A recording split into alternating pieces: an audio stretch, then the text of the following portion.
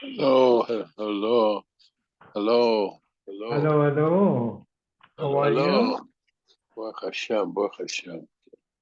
Baruch Hashem. Good day. Yeah, it's cold at night. Yes. I turn the heat But on.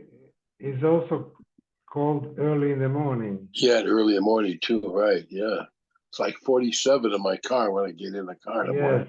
yes. This Yeah, morning it was less than that. is that so? Yeah, yeah. Okay.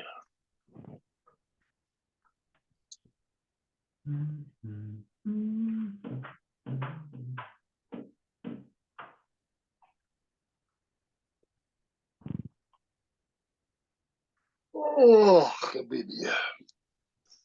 Mid, mid. When you got 48 today, huh?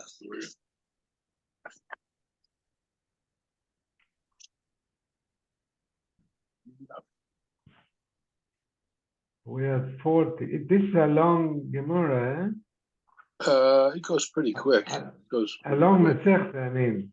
I'm Oh sorry. yeah, oh yeah, big mistake. Oh yeah, it's got like 100, at least 140 blood, I think. Mm-hmm. Yeah, I think there's on the art school. I think there's I think 3 volumes or 4 volumes. Four Three, volumes. three, three, Three, three. 3 volumes. Yeah. Let me see here.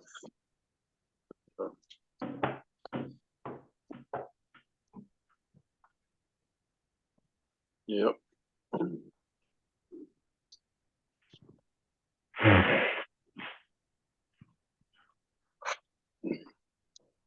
Eddie, you're wearing hearing aids?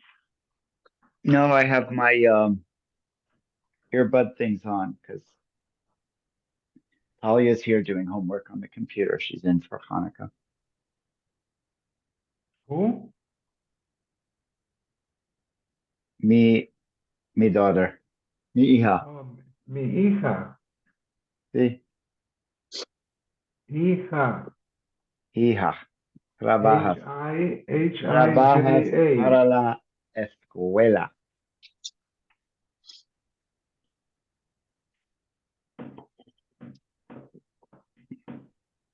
This is the married one? No.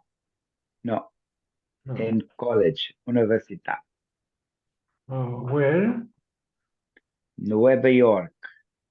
Nueva York. Para es Hanukkah. Hmm? Para es Hanukkah ahora. I don't understand what you said. Es Hanukkah ahora. Sí, As regresas a la casa. oh, regresó a la casa. Sí. You've got to take more Spanish lessons. How about I start with one? Maybe you'll give me. We'll have a Seder in No. Spanish. ¿Cómo? We'll have a Chavrusa in Spanish, you and me. Oh, that's okay. That's okay. There's a share in from Israel in Spanish. It's very good.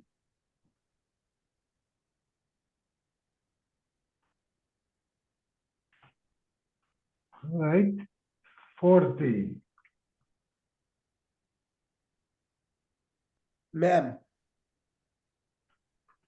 Il Rabbi Yehuda, the Ovid Leishmir Pchusa, v'lo Ovid Leishmir Me'ula. According to Rabbi Yehuda,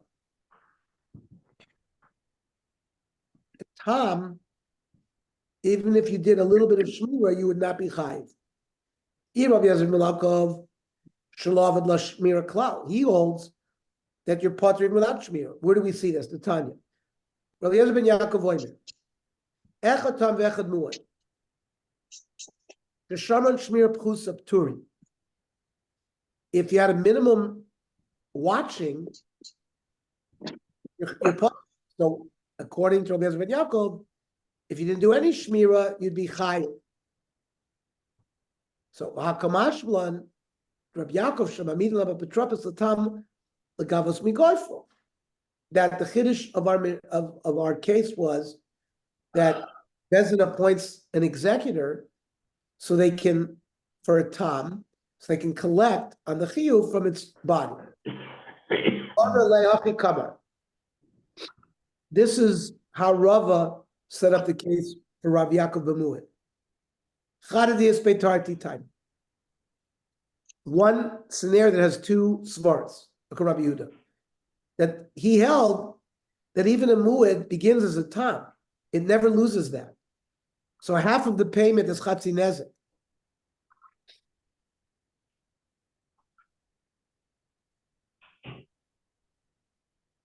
And Ravina Amar. Yeah, but the chatzi nezek that the Tom pays is miguf the animal.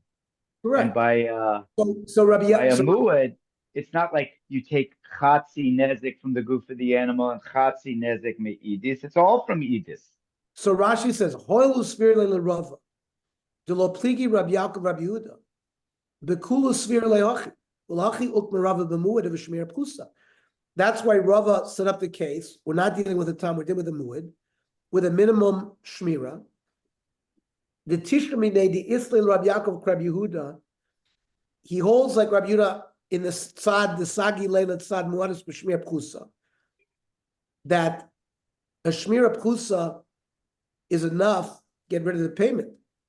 So there is no payment for the other half. The tzad tamus b'mkoyim ha'meres, u'ledidei lo sagi le b'shmir prusa. Right? It's not enough. And therefore, since chatzi nezek is going to be paid, that's paid from the goof of the animal, and you're only paying half. So you need the apotropos because they're going to be taking it from the goof of the animal. If you don't appoint an apotropos, you're not going to be able to do that. Ravina Omar different machlokas. Rishus Mishana Ikibinai. To go to having muad. It was declared a muad while the apotropos was there. And because the owner was crazy or young, right? So what happens when now it goes back into the rishus of the owner? Rav Yehuda Savareo Kil B'Chaskaso. It was declared a muad in the possession of the apotropos. It stays that way, even though it moved to a different owner now. So Rav Yehuda will hold you pay nezek shalom. And Rav Yaakov Rishus Mishane, you go back to a time. I don't care that you were not that it became a muad with apotropos. The change in Rishus changes its status. So that's another way of understanding the machlokas. Tan Rabbanan. Apotropos Mishalmim. If a shor muad that belongs to the Yosoimim causes damage, the apotropos pays min aliyah. And remember, we had a machlokas yesterday. Does he pay? Does he pay from the Yisomim? And if he pays, he gets reimbursed later. But the payment comes not from the goof of the animal, from his assets. However, if the animal killed a human being, and normally koifer is paid, ein mishamin koifer. If the shore is under the control of an apotropos, there's no koifer.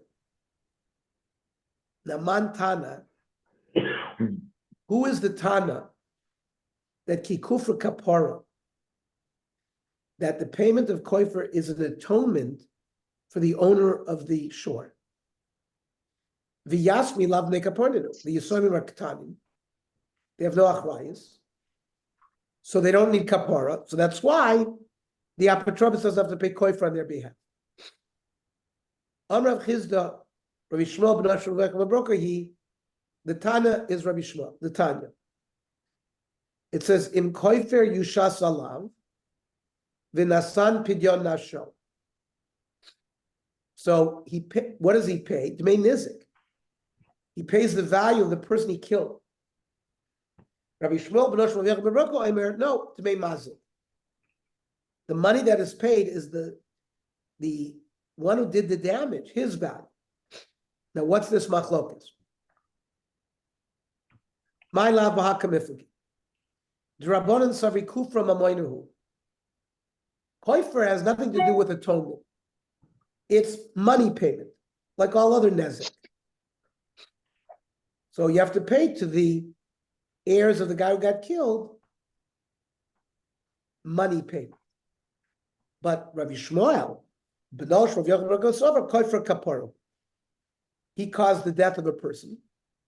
His life should be taken, at least from the point of view of Shemayim.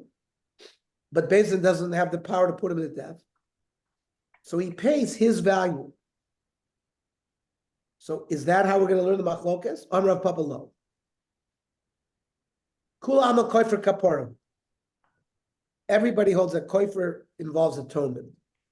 Not that there's a debate between whether koifer is money payment or kapara. So what's the machlokas? Hachava kamifagi Rabbanan Savri b'dinizik shaminan.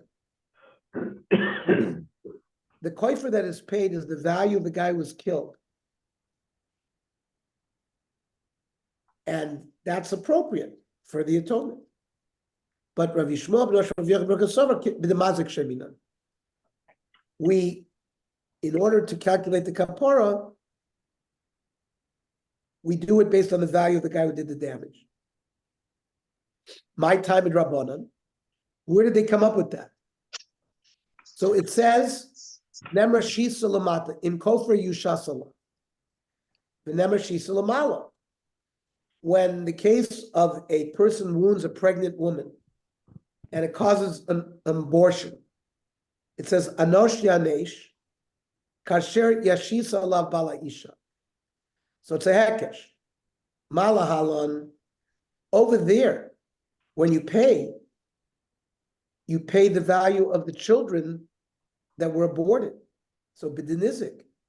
So clearly the value of who was damaged is paid. Avkan b'dinizik. So it's a strict hekesh. So here as well, when you pay koifer, you pay the value of the guy who died. But Rabbi Shmuel b'nosh Rav Yochanan ben Kosover, b'notzon pidyon nashno ksiv. Who's the pidyon nafsho? The owner of the shore. V'rabbanon in pidyon nafsho ksiv. But miu, how do you calculate his atonement? Ki shayminan b'dinizik shayminan. He gets his kapara, the pidyon nafsho, by paying the value of the guy he killed. Mishabech le Rava, the Rav Nachman. Rava told Rav Nachman that Ravacha bar Yaakov Adam Gadol, that Ravacha was a big Talmid Chacham. Amalei Rav Nachman told Rava, L'chshiavol yadcha, when he comes to visit you, heviyu liyadi, bring him around to visit me. Ki yasa l'gavei, when he brought Ravacha, Amalei, boy minei milsa, ask me something. Boy minei, shor shel shnei shutafim, ketzad mishamin koifer. An ox that was owned by two partners, and it killed. How do they pay koifer? If mishalim high koifer, they both need kapara. So does each one of them pay koifer? Koifer echad amrachman v'lo shnei koifer. The Torah talks about one koifer. Ha-chatzi koifer should each pay half. Koifer shalom amrachman v'lo chatzi koifer. So it was a good question. Adi Yosef v'koma ayin bo. Rav Nachman was sitting and thinking about it. Amar lei, Ravacha had other questions. Tanat, chayve erchin, if a person makes a vow to give his erech, to give his value to Beis HaMikdash, and he doesn't have the money to pay, mimashkina noisam, the marshal goes to his house and takes collateral until he pays. Now, if somebody has eaten chelef or dam, or committed an Aveira, which he has to bring an Asham. Chayve Chatas Vashamas. And they're sticking Hegdish and not bringing it. Ein Mashkinin Osam. Them, we don't take collateral. We rely that they want to have kapara. They don't need more motivation. Well, what about chayve koifrin mai? Someone is supposed to pay koifer, but he hasn't paid. Given the kaparahu, since we've analyzed that koifer has an atonement quality, so maybe it should be treated like a chatas va'asham dummy. So maybe it should be treated like a chatas va'asham. He views it as an important thing. He's self-motivated. We don't have to take collateral from him. He's not owing money to the base of Mikdash. He owes money to his friend, the koifer. So it's not being makriv achatas for asham in the base of Mikdash. And really, it's mamonahu. So maybe he just views it as money. V'lo legavo, it's not to the base of Mikdash. V'lo chaver alei. Therefore, he's not stringent about it, and therefore, Blivoy Mashkene, maybe we should take collateral from him, or inami. Kevan shuhu lo chata, he didn't do any avera. Umamonehu da'azik, his asset, his ox, damaged. Another reason why lo chamer milsi lo, he doesn't view it very stringently, and therefore, boy mashkene, we should take collateral. So Amar le Rav Nachman, Shavkin, leave me alone already. I can't even figure out your first question. Now you're throwing me a second curve? You don't have to ask me other questions. Okay. The din is by Chatas v'Asham, we don't take a mashkin. And by Koifer, we do take a mashkin, like the swore of the Gemara. Ton Rabbana. Now we're going to get into an issue where a person borrowed an ox. He's a shoel. So Ton Rabbana. Shoel borrows it, he takes responsibility. However, Sholo b'cheskas tam, when he borrowed the ox, he thought it had never gored. And now nimsa mu'id. And now it turns out that it's a goring ox. So, Baili mishalim chatzi nezek, v'shoel mishalim chatzi nezek. The owners pay half, and the borrower pays half. Who is b'beis shoel? Let's say the animal gored 3 times while in the possession of the shoel with Adim. Vechzir lebailim, and then he gave it back to the bailim and it gored. Bailim mishalim chatzi nezek, because it had never been mu'id in their possession. So for them, it's still a tam. Shoel is patami klum, because the shore wasn't in his possession anymore. So that's the baraisa. We're going to analyze this baraisa. Amar Shalu b'cheskas tam v'nim tzamuid. He borrowed the animal under the understanding that it was a tam. We say bali mishabim chatzi nesek v'shoel chatzi nesek. V'amai. Why should the shoel pay anything? Let the borrower say to the owner, Torah she'ili arye lo she'ili. I borrowed an ox, not a lion.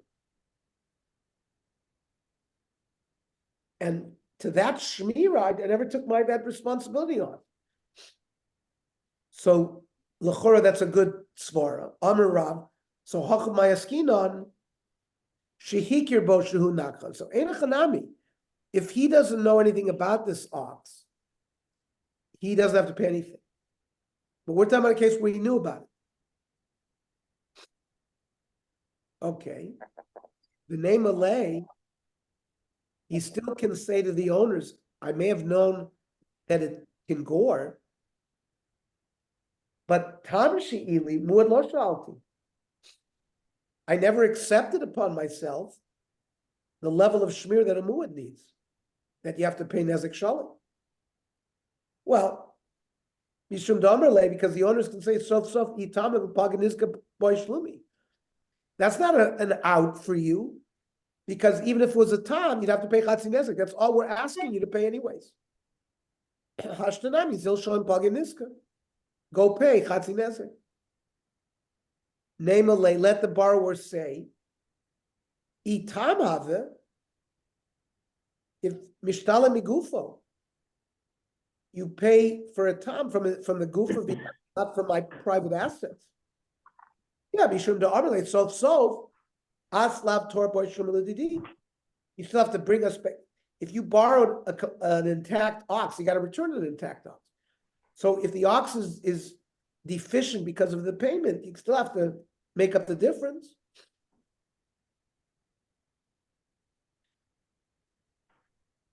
So the name Alay, let the Shoel say, but if I knew it was a Tom, have a Moedinim Fatrina.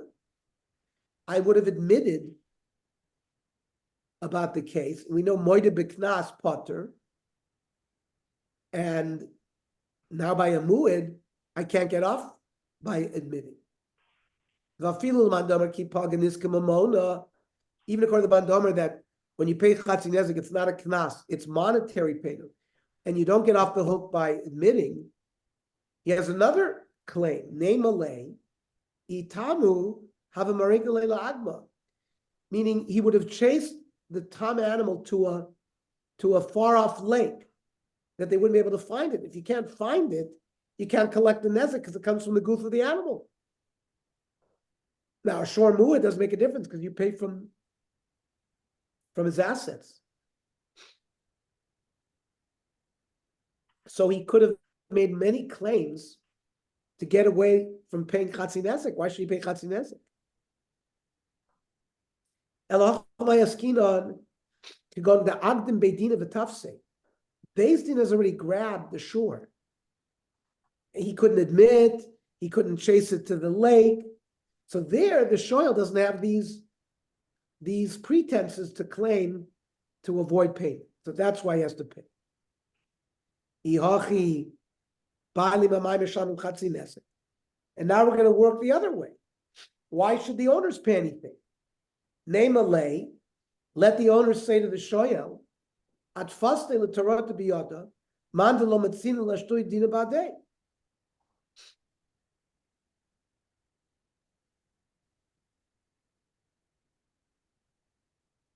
You put me in a situation that I'm not a litigant. I mean, that means the shore is now in Beis Din, and I can't compromise with them.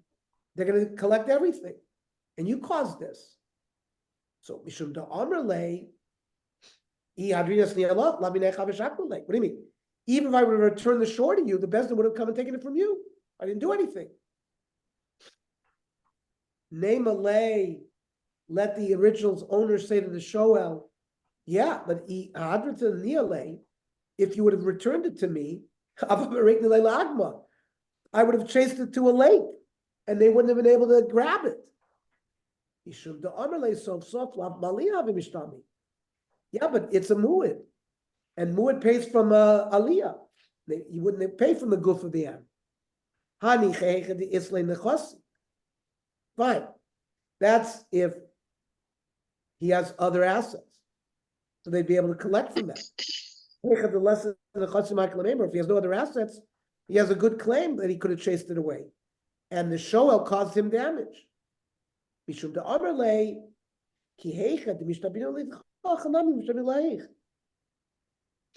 Since I borrowed and I have a chayv to return it to you, I'm meshubed as well to the guy damaged. And Therefore, if C owes B and B owes A, C can pay directly to A. We've seen this before. Rav Nosson. The Tanya Rav Nosson Minayla Noisha Chaver Mana. The Chaver Bechaver Mana. A owes B $100 and B owes C $100. You can take $100 from A and give it directly to C. Okay.